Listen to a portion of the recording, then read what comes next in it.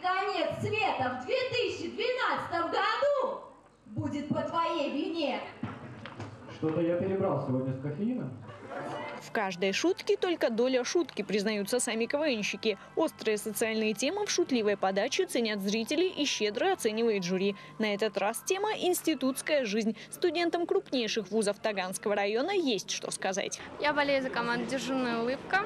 Это команда МГУ имени Шолохова. И она очень долго готовилась. Я знаю даже самих ее участников, как они репетировали, как они делали свои шутки.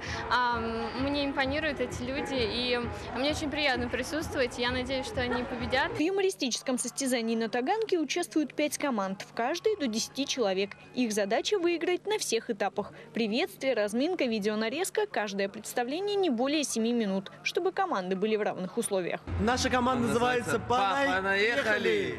Команда интердеканата МГУ Московского государственного университета прикладной биотехнологии. Мы вас любим очень. Наш университет самый лучший университет в Москве. Мы собрались здесь с разных стран, с разных факультетов вообще. И было очень тяжело, но мы сдружились.